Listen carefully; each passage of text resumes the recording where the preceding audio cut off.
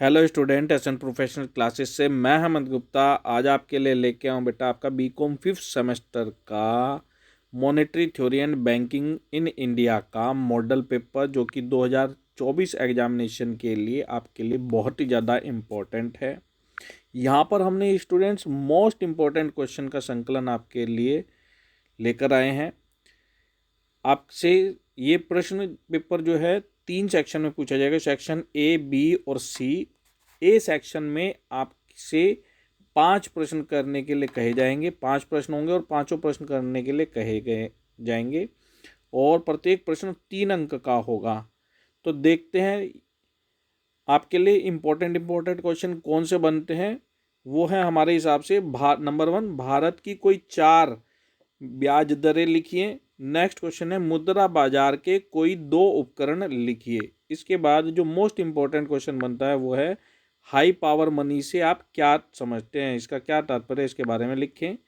फिर इसके बाद में नेक्स्ट क्वेश्चन बनता है क्षेत्रीय ग्रामीण बैंकों के उद्देश्य लिखिए, उनकी स्थापना के क्या उद्देश्य थे। ऐसे ही क्वेश्चन बनता है आरबीआई की स्थापना किस आयोग की सिफारिश पर की गई थी।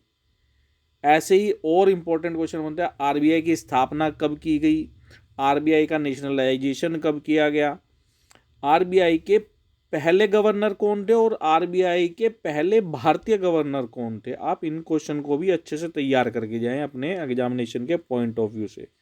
नेक्स्ट जो हमने 6th क्वेश्चन ऐड किया है आपके मॉडल टेस्ट पेपर के पॉइंट ऑफ व्यू से, जबकि आपसे 5 क्वेश्चन आएंगे और 5 क्वेश्चन करने अनिवार्य होंगे।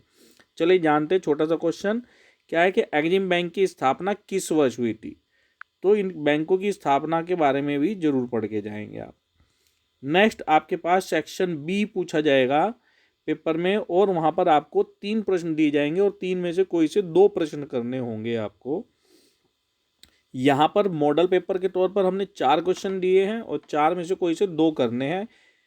मेन पेपर बनाने का उद्देश्य है कि आपको इम्पोर्टेंट क्वेश्चन आपके पेपर के पॉइंट ऑफ व्यू से दे दी जाए, तो आप इन सभी प्रश्नों को अपने एग्जामिनेशन के पॉइंट ऑफ व्यू से तैयार करके जाएंगे। कौन सा क्वेश्चन है बेटा, ये है मुद्रा आपूर्ति को प्रभावित करने वाले कारकों को लिखिए। फिर आपसे क्वेश्चन बनता है विकास बैंक के कार्य बताइए, डेवलपमेंट बैंक के फंक्शन बताइए। नेक्स्ट है explain the role of financial intermediaries, वित्तीय मध्यस्थकों की भूमिका स्पष्ट करें। नेक्स्ट जो क्वेश्चन बनता है वो है भारतीय रिजर्व बैंक के कार्यों की व्याख्या करें।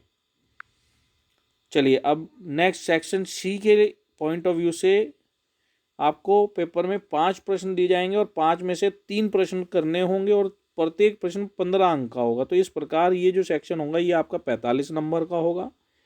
अभी इस सेक्शन के हिसाब से कौन कौन से इंपॉर्टेंट क्वेश्चन बनते हैं वो हैं यूनिट बैंकिंग प्रणाली और शाखा बैंकिंग प्रणाली के बीच अंतर समझाएं। नेक्स्ट क्वेश्चन है मौद्रिक नीति क्या है और मौद्रिक नीति के उद्देश्य लिखिए। नेक्स्ट जो क्वेश्चन बनता है वो है ऑनलाइन बैंकिंग क्या है, ऑनलाइन बैंकिंग के गुण और दोष बताएं। विकास बैंक क्या है, डेवलपमेंट बैंक क्या है और explain the characteristic of development bank, Vikas bank की विशेषताएं बताइए।